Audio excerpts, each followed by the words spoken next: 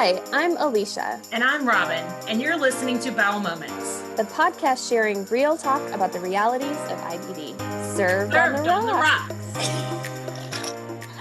This week, we talked to registered dietitian and Masters of Public Health, Kate Scarlata. Kate is a gut health and nutrition expert with more than 30 years of experience working with people with inflammatory bowel disease, IBS, as well as food intolerances, and so much more. We talked to her about when IBD and IBS overlaps and how she works with patients with co-occurring diseases. We talked to her about common myths surrounding gut health. We talked to her about probiotics and prebiotics. We talked to her about food intolerances. We talked to her about health equity. We talked to her about the book that she co-authored with psychologist Megan Riehl called Mind Your Gut, the science-based whole body guide to living well with IBS. And we talked to her about the podcast that she started called the Gut Health Podcast, amongst so many other things. Enjoy. Cheers.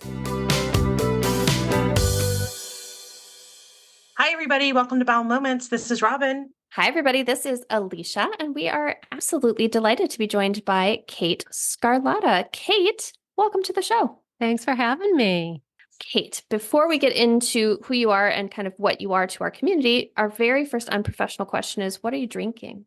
So I am drinking a lemon spindrift. It's like a little bubbly water with lemon, and we call them spinnies at my house, and we always have them on hand. We're fans of Spindrift, yes. They also have an entire cocktail database on their website if you ever decide that's something you're interested in. So it's like, here's how to take their different waters and blend them into things, either mocktails or cocktails. So that's fun. Oh, yeah, that is fun. I didn't know they had that. So thanks for the tip. Robin, what about you? I am drinking sweet tangerine hot tea, not just water tonight. I'm living on the edge, and my little Monet mug that I got from my trip to France. Fantastic. Yes. What about you, Alicia? About 3 minutes before we were about to record, I realized that I needed to do something about this because I was working. And so I made myself a cocktail that I made up. So I had fresh basil. So I muddled some basil. I added some tequila. And then it is a strawberry lemon poppy probiotic soda. They're good. Super popular. Or it's prebiotic. Maybe that's the first question I'm going to ask you is explain the difference between a pre and a probiotic. Maybe that's the first question I'll ask you, because also I'm like, whatever. I think it's kind of nonsense personally. No offense, Poppy, but it is very tasty, and it's low in calories too. So it's got just a little bit of juice in there. It is not a good cocktail. I'm not going to lie to you. I wouldn't recommend that you make this, everyone. It's fine. It's just fine. That's all I can say for it. The soda is delicious. And strawberry and tequila. I like basil and strawberry together, and I like tequila. So I thought if I put all of this together, surely this is a good thing. It's not great. It's not terrible. It's not great. The soda is delicious. So the components are each very good. Perhaps not putting them together. No. That's what I'll say about this. But clearly, it's not about me becoming a bartender, because that's not going to happen. But it is about you. So, Kate, next question for you is tell us your IBD story. What brought you into this community? Yeah, so I've been a dietitian for 30 years, and about 7 years into my career, I was a pretty general dietitian. I did all sorts of bone marrow transplant patients. A lot of HIV was sort of new. I've been doing this for a long time. We didn't have treatments for HIV, and I did everything really. And then I was pregnant with my middle son, and I developed a strangulated bowel. And they presumed that my small intestine was strangled from scar tissue from an ovarian cyst I had removed when I was 18. But it was emergency surgery. I had to go in, and they took out about 8 feet of my small intestine. So I lost my ileocecal valve, and I lost a significant amount of my small intestine.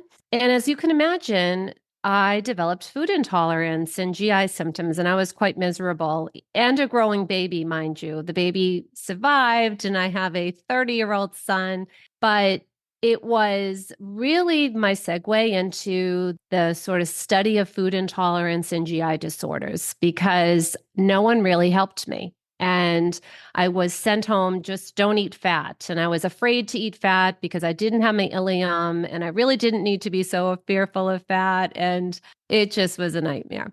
So I just kept becoming more and more interested in this space and reading every article I could get my hand on. And about, I'd say 8 years later, as I was kind of going through the research, I learned about the low FODMAP diet for IBS. And it was really new on the block. And the science just made so much sense to me personally. So I said, wow, this is going to be something. I traveled to Australia to meet with the researchers because they were really cutting edge. Diet and IBS, just like diet and IBD, has really been poorly studied. I mean, it is horrendous to me that, we're starting to in 2020s. Hello. So I was very interested that someone was approaching diet and digestive health disorders. So I went there, and Monash University research were really welcoming. And I learned so much about sort of the intersection of FODMAPs and the gut microbiome and how they can affect, different cascades of effects in the gut. And sort of the rest is history, because then I just became so interested in digestive disorders. So I met with the top celiac disease experts in Boston and met with some colleagues that were IBD experts. And, the patients just kept flocking. And like any clinician will tell you, you learn from patients. That is where I learn everything. They get things, not everything, but, they get these questions in my head. And then I'm like the detective on PubMed learning, there's something here, there's something here. So that's sort of how my GI piece got, welded out with my own personal history and my interest. I worked with a little with the Crohn's and Colitis Foundation in Boston, doing some of the volunteer activities. And that, helped get me a little bit more adept at working with IBD patients. But really, my area of expertise is food intolerance across the spectrum of digestive disorders. So that's where I'm at. And that's sort of my background. Fascinated that your expertise is in food intolerances across the board. And I would love to talk about that a little bit more, because when I think about, let's bring it back to me. When I think about my IBD and the times when I've felt my sickest and I've avoided foods or restricted foods or restricted food groups, it wasn't really an intolerance in my brain, right? Because it's just like, if I eat something, it's painful. And so I'm not going to eat that thing. And so I'm going to just try to eat things that don't hurt me when I eat them. But now that I have a J pouch, and I am 2 years, almost 3 years into this J pouch thing. My J pouch is a full-fledged toddler now, and behaves like one at times. I'm starting to get other symptoms that I have never had in my 24 years of having IBD, like a lot of gas, bloating, kind of things that I would associate with IBS over IBD. But is it just a food intolerance? I guess my question here is, how do you determine if it's an intolerance or like something that's triggering a flare, or like, how do you determine the difference there?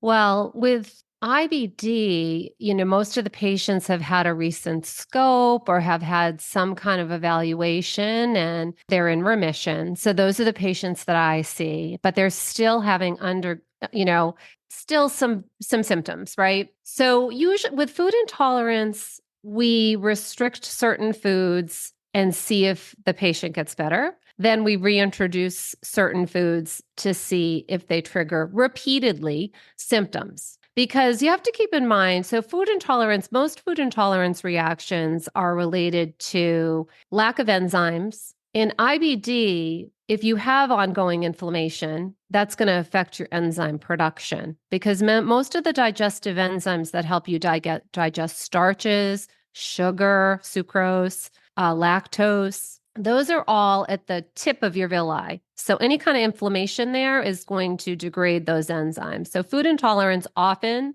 presents with this reduction of those enzymes. So there's that. And then there's also this component of the gut-brain kind of hyper connection, right? The brain is screaming in IBS. The gut is screaming at the brain screaming at the gut. It's this hyper, very loud noise back and forth. And that presents as like visceral hypersensitivity in IBS. That's a heightened sense of pain. So you might have a gas bubble in your gut, and someone that has a great gut, no symptoms, has a gas bubble and it doesn't register. And someone with IBS, that gas bubbles going bump, bump, bump, bump, bump, bump, bump, bump, right?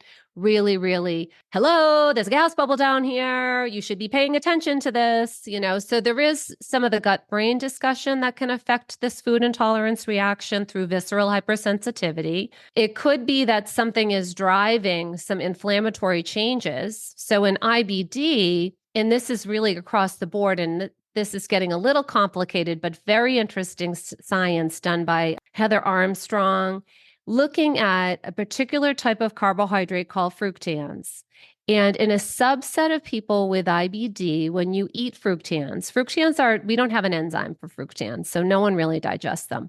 Who digests them is our microbiota, so the microbes that reside in our gut. In some people with IBD, they don't have the microbes that degrade the fructans. They're just absent. And in that circumstance, in a subset of people, that actually increases inflammatory changes. So we're seeing that diet is leading in this pathway. Now, this is relatively new science, but it just goes to show you fructans for most people are a prebiotic, and we'll talk about prebiotics in a sec.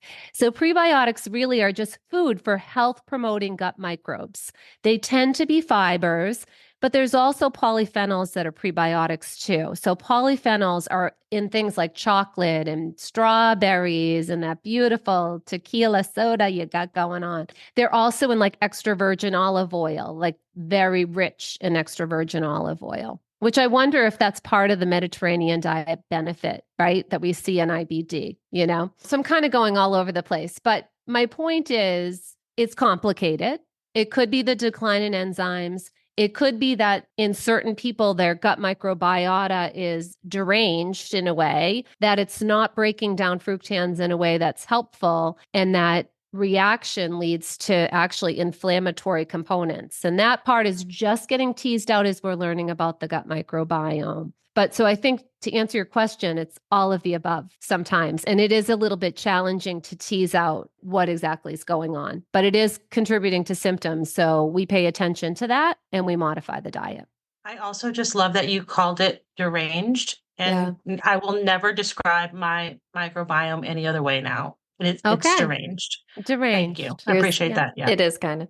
I'm curious about the food intolerance thing, though, and I realize that maybe this is getting down a specific path, but there are so many tests, quote unquote, out there to test for food intolerances. How do you really determine a food intolerance? Like, because I know taking these, like spit into this cup, whatever it is, kind of thing, it's not really doing what you want it to do. So is there a way to truly test to see if somebody has a food intolerance other than just saying, oh, your tummy doesn't feel great with this, now take it out, now put it back in? Yeah, there are a couple new tests that are on the market that are starting to be a little bit more specific IgG tests for IBS. That being said, we're not ready for prime time. The Everywell or whatever, those big commercial tests that test 200 food reactions, they haven't been tested on people with IBD or IBS specifically. So yeah, no, those lead you down a path of restrictive diet that is completely unnecessary. And in those cases, those IgG levels that go up, it tends to reflect more the foods that you eat more frequently than anything. So no on those. Right now, the state-of-the-art test is this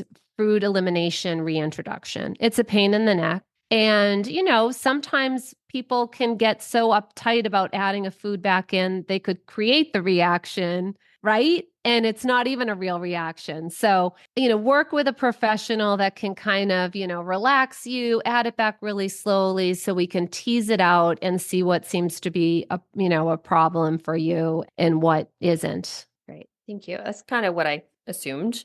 But it's nice to hear that there's research happening in this area. I want to talk a little bit more about IBD and IBS and the times that they interact with each other.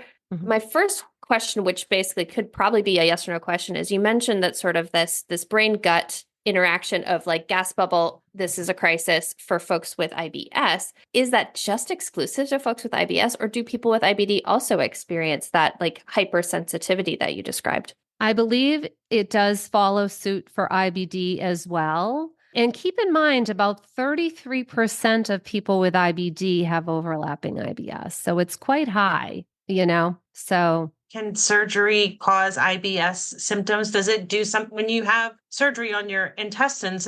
Could that be the culprit there for people who Yes. maybe previously didn't have IBS symptoms? Yep, absolutely. Because, we do know that there's a growing level of evidence that in IBS, like IBD, there's some derangements in the microbiota. And often in IBS, some of those derangements are due to motility changes, right? So if things are kind of sluggish, I always liken it to if you see a bubbling brook outside a little waterway and it's clear and bubbling and moving fast, it looks clear and lovely, right? But if you see a stagnant brook, it's just covered with algae. There's a lot of green hanging out there. Similar to your gut. So when you have surgery, you can develop adhesions like I did, right? And I still have them. So I have somewhat you call bowel stasis. So things don't move as quickly. They're tacked down. So if people are prone to adhesions, and many people that have surgery that's one issue.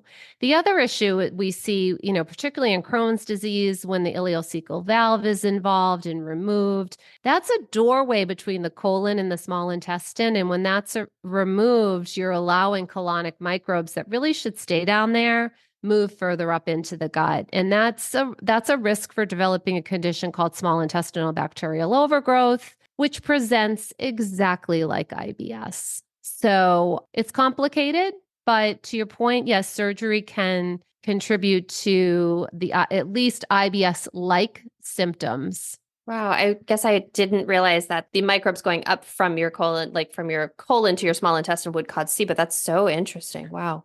That's a doorway, right? So that's keeping things where they're, keeping things in Vegas that should stay in Vegas. And now you just remove to the door. Got it. Talk to us about working with people who have co-occurring IBS with their IBD. How does that differ than working with folks with just quote unquote plain IBD?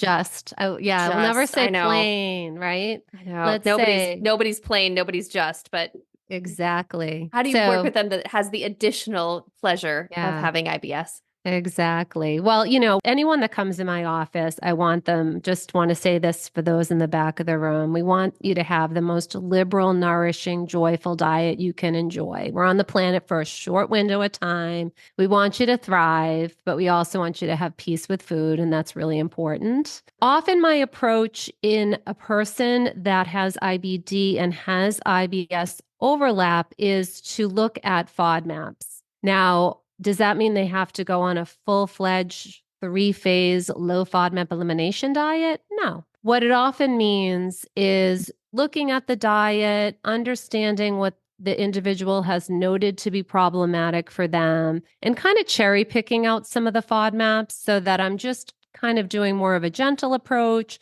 see if that gets them in a better place. So most people react to onion, garlic, and wheat. Those are like the 3 top dogs in the FODMAP realm. So I might just start there and see if we can reduce some of the gas and distension and bloating that's an individual is experiencing, and then modify from there. That's kind of my approach in most patients. It makes me sad that those are FODMAP foods too, because garlic and onion is just how do you cook without this? That would be a hard transition. It is a hard transition, but I will tell you there's some really beautiful garlic infused oils on the market that you can use. So you can have the garlic flavor. FODMAPs are water soluble. So if you take garlic and you just get the little skins off, throw it in a little olive oil, simmer it a little bit, get that lovely flavor, and then remove the garlic. You can use that. So that is, you don't have to be completely, garlic flavor free, right?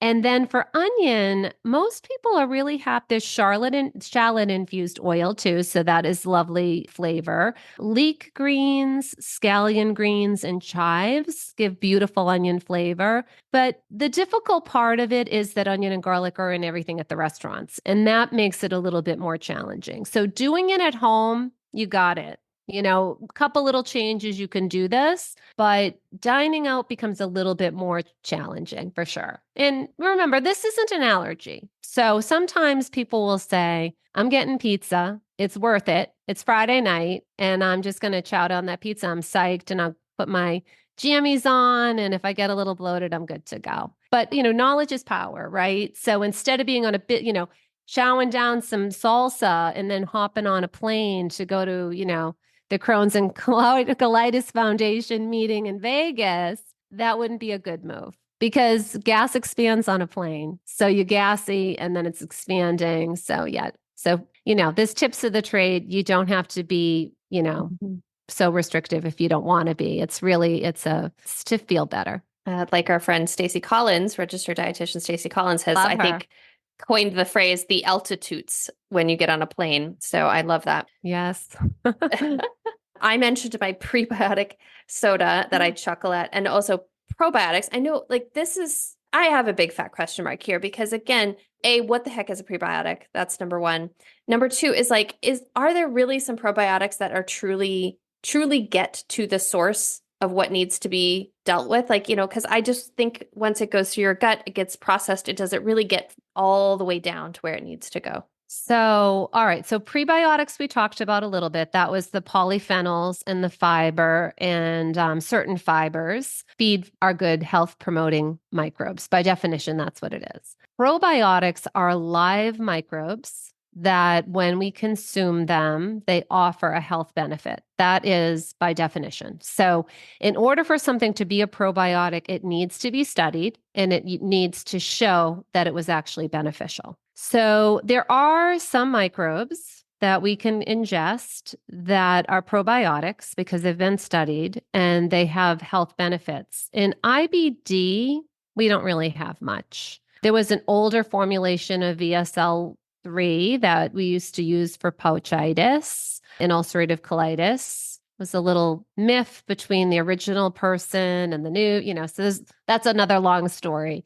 But VSL number 3, the original formulation, the DeSimone formulation, is something that I used occasionally in my practice for patients that wanted to try it. They thought it helped them. It's pretty benign, right? Just taking my probiotic blend that says gut reset, correct your deranged microbiome, and they're marketing it on TikTok. Yeah, show me the science. So what I tell my patients is if you're seeing an alternative practitioner or even you're not alternative practitioners and they recommend a supplement, ask them for the paper. I want to see the literature. Where is this saying that it's healthy or beneficial for someone like me? Does that help? It does. Yes. Yeah. And I think that's probably good advice in general for anything that somebody's offering that you're like, hang on a second, not sure, is show me the science. Tell me why you're recommending this for sure. So we were so excited to be joined by Megan Riehl. She is your co-author of a book. And so I would love to have you talk about your book.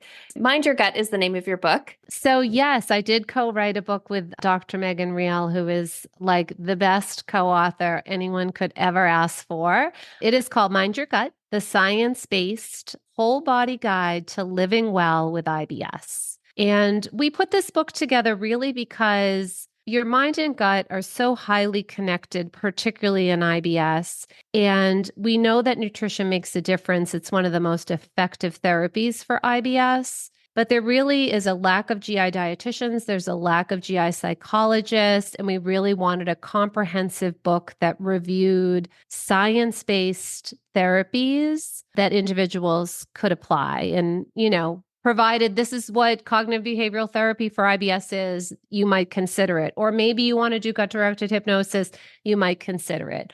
Or you might want to do what we called a gentle diet cleanup and start here where you're just kind of cleaning up your diet, not excessive amounts of alcohol or caffeine, not skipping meals, some just general cleaning up your diet. Or maybe you need an elimination diet so that they have all sorts of tools, like a full toolbox. And you decide which ones you want to apply when you discuss with your doctor. That's fantastic. I am definitely curious how the genesis of the idea to do this book started. So, she says this, so I'm going to just say it. Megan was stalking me. Do you want to do a book with me? Do you want to do a book with me? This is like my 5th book. And I was like, I don't really want to write a book, but you know what? This is a really good idea. And we really need to do this because there wasn't a full toolbox, and we wanted a full toolbox. I mean, we covered things from symptom-based interventions, from diet to supplements, et cetera, mimickers to IBS, for instance, everything. So not everything, but a lot of things. And so, yeah, so that's it. So she was stalking me, and I'm glad she was, and it worked out great. And like I said, she was just such a calm person to work with. I highly recommend a psychologist if you're partnering with someone. Like I'm the crazy lady, and she's just like, it's good. We're good. I'm like, okay, we're good. Robin, if we ever decide to write a book, we better get a psychologist involved with us too. Yes, agreed. Mm-hmm. My follow-up question to this is, you host a podcast now too. You co-host a podcast together. Was that a result of working together on the book? Like what came first, the chicken or the egg?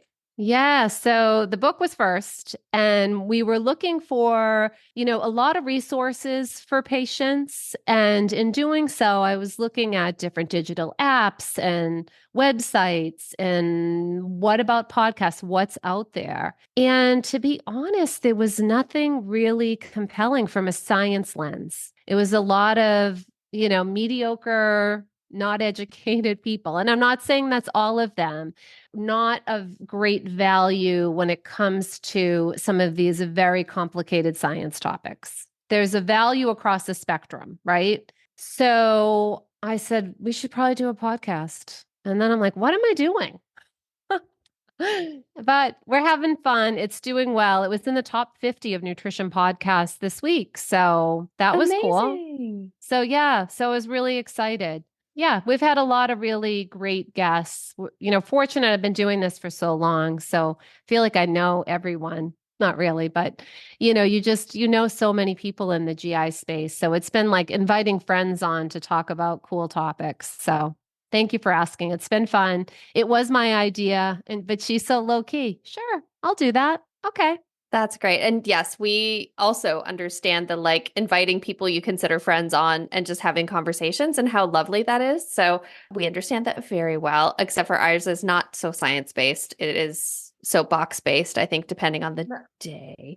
I mean, we're talking to Kate today. Yes, Today's episode is very science-based. That's right. We are not, but our guests are very science-based. How about that? That's just it. That's just it. That's very different. And I think there's very key learnings that you can have by living, right? So I am not grateful that I have an 8-foot bowel resection, but I know that it's made me a much better practitioner. And I know what the patient lens is. And that's huge. So there's a role for that piece of education and being out there, and then bringing on people that are experts or science-based. There's a lot of value to that. So I want to clarify, some of the nutrition information were, science-based appearing, but not with no scientific lens at all. So that was a little bit like, I think we need to fill this gap.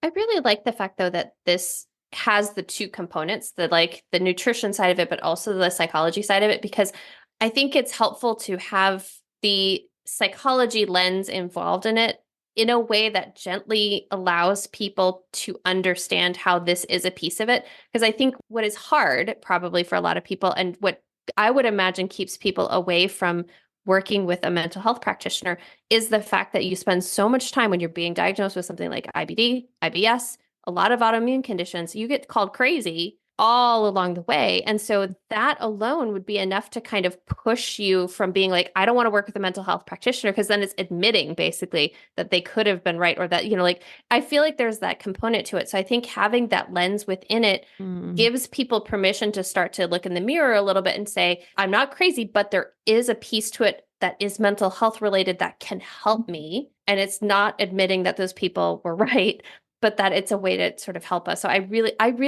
like that, because I think it's gently bringing people to the sort of understanding that they can get help in other ways beyond diet and beyond pills, that there is this other piece to it. It's such a huge piece. And I really love that you mention it that way, because That makes so much sense to me. And I never really looked at it that way. When you have someone say, you're crazy, or dismiss you, and then you're like, okay, am I admitting that I'm crazy? Like they told me, like I never really thought of it that way. I look at it and I'm sure that is a big thing. And I'm happy that you taught me that today because that's huge. There's a lot of PTSD in IBD, right? So there's trauma, a lot of trauma, across the spectrum, just in healthcare. Myself, when I had a strangulated bowel, the physicians looked at me like I was pill seeking.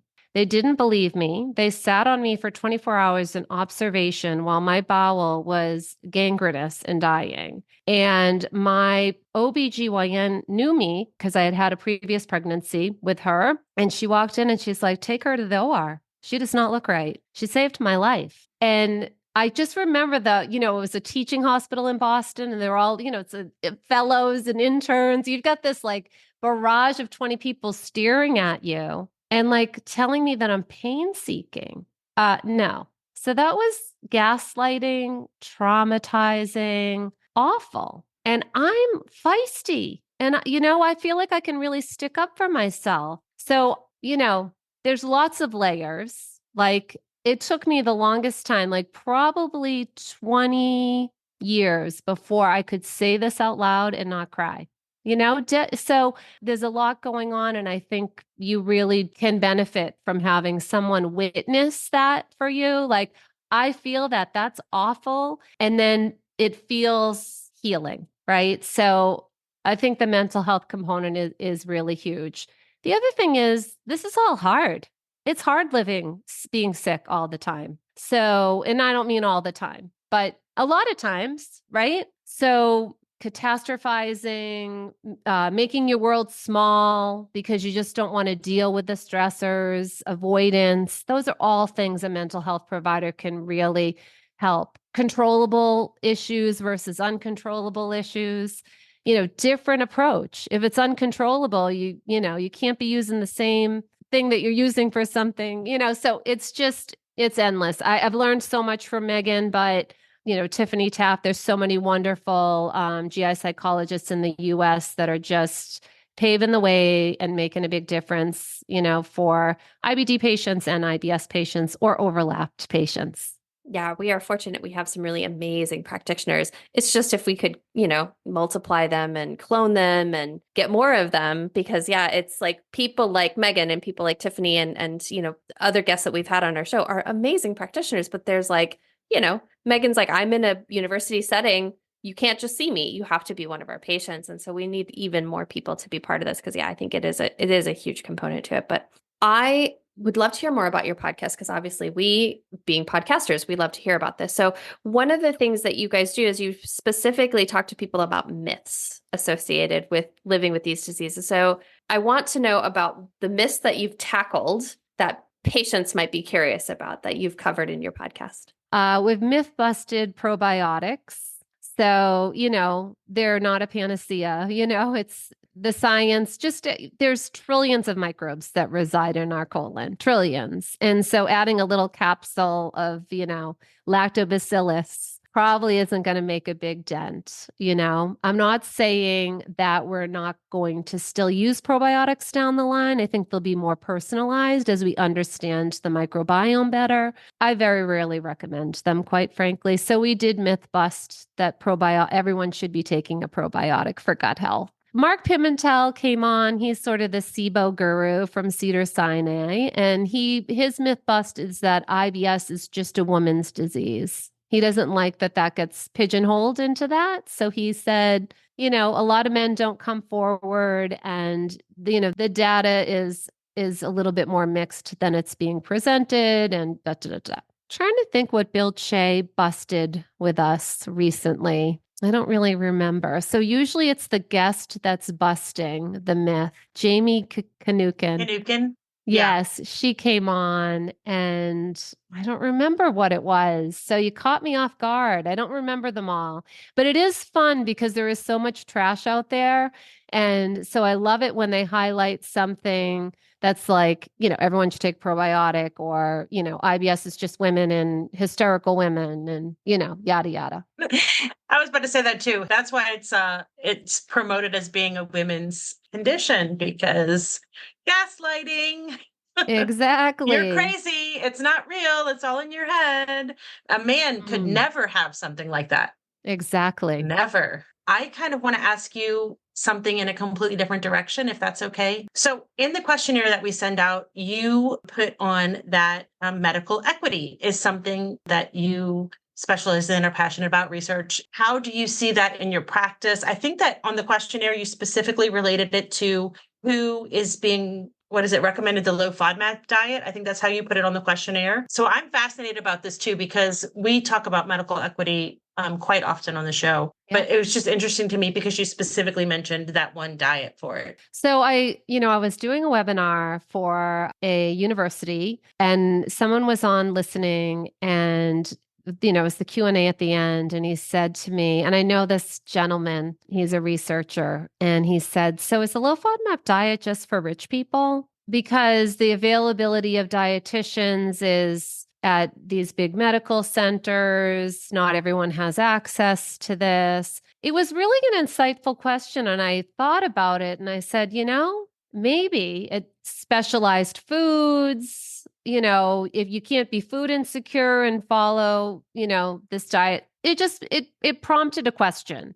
So I said we should do a study. So we did. We did a survey study, and we surveyed patients, and we asked them specifically about their social determinants of health. So how much education, how much money they make, et cetera, education, and they had IBS. And then we asked them specifically about whether they were prescribed a low FODMAP diet for IBS. And what we determined was if they had like less education attainment, less income, they were less likely to be prescribed the low FODMAP diet.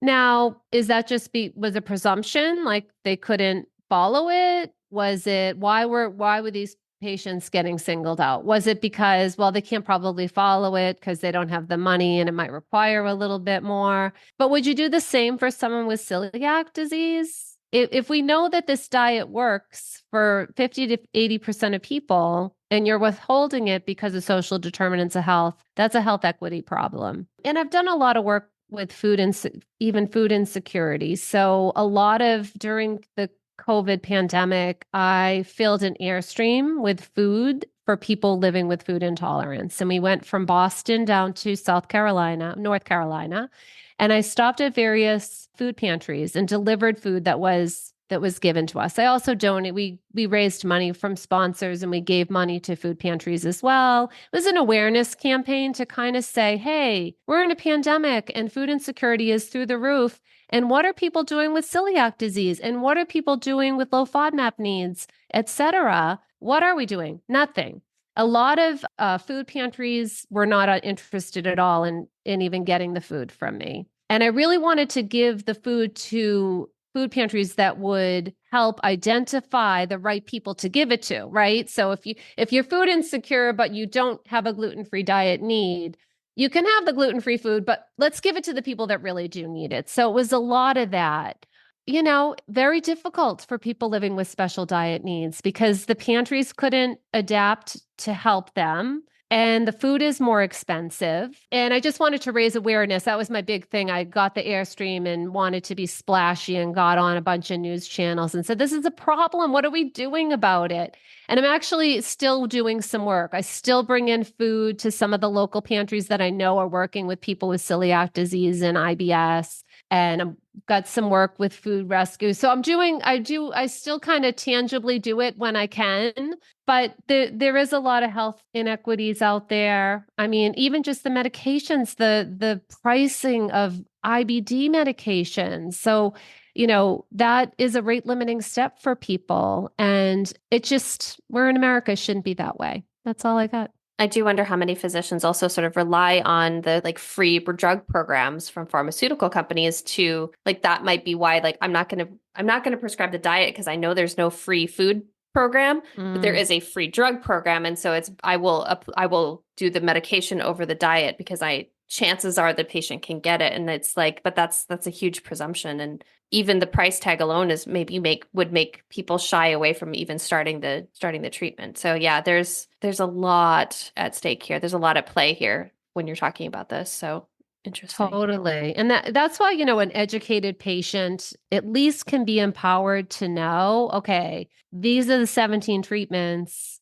Diet might be one of them. Can we try that first? Like, if you don't know, you don't know, right? So education's always paramount. And then, there's a lot of systems that are broken, and everyone can just do a little bit, but it's hard to be on a restricted diet. It's more expensive. Yeah. Yeah. I mean, it's sort of, I'm even looking at this like Medical Nutrition Equity Act and like getting involved in something like that of, getting some insurance coverage for some products that are particularly helpful for people. That's just the tip of that iceberg. I mean, we're talking about that's basically like formula, not necessarily even just, is there a way to get the idea of WIC incorporated into insurance coverage so that people that are using diets that are therapeutic diets that have more coverage of groceries or things that they may need. I mean, there's a lot that could be done here, I think, to raise awareness of the fact that this is a therapy that we're prescribing to people with these different types of diseases. So listen, now you've got me on a soapbox. I know. Start a campaign. But diet is new. Mm-hmm. Sadly. So again, medications, we won't go into big pharma, but a lot of stuff going on there, right? So diet, last kid on the block seems to be pretty effective, at least in IBS.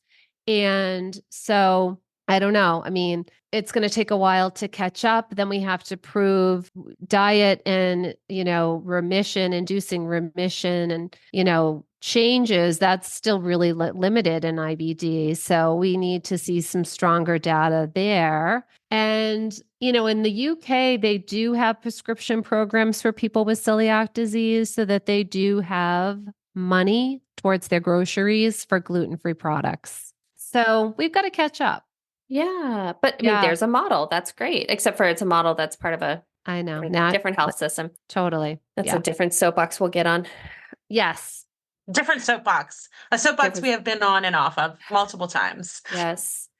Kate, this is my wild card question for you. Do you have a short list of guests you want on your podcast that are like your dream guests? My dream guest. I was thinking about Katie Couric, just because she's done so much for colon cancer and awareness and colonoscopies. And I think she'd be really interesting to talk to about that. And so she's been, and I kind of grew up with her, watching her on TV when in the heyday. So yeah, so she's kind of on my list. I feel like I've been really fortunate to speak to the top experts here in the US, but I do want to get over across the pond. And there's some Robin Spiller, he's an older gastroenterologist, but he's brilliant. And every time he speaks, I just listen to every word. Every paper he puts out, I listen to every word. He's very zoomed out and can really see the big picture and things. And, I would love to have him on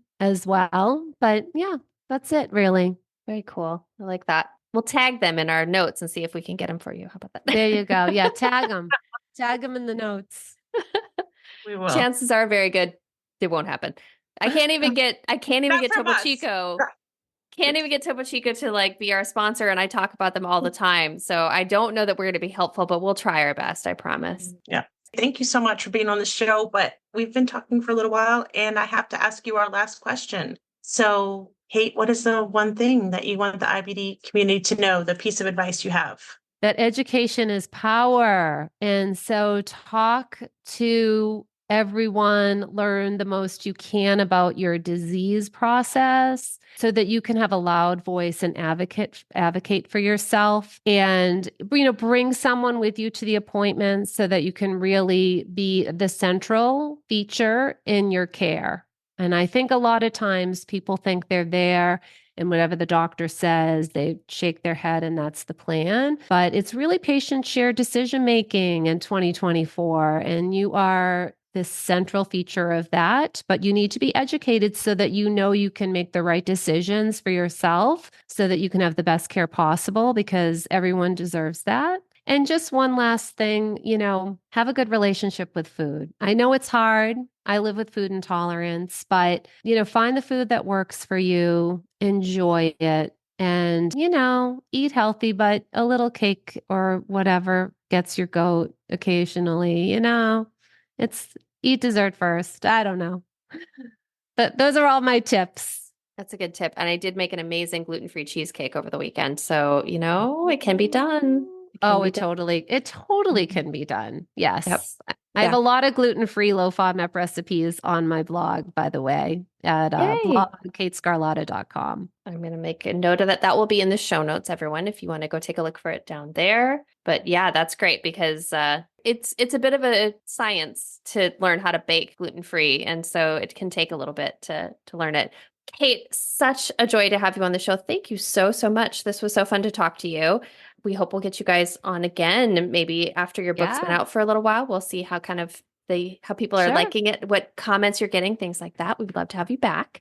Awesome. But thank you for joining us. Thank you, everybody else, for joining us as well. And cheers, everybody. Cheers. Cheers, everybody. Hi, this is Kate. And if you enjoyed this episode, please rate, review, and share with a friend.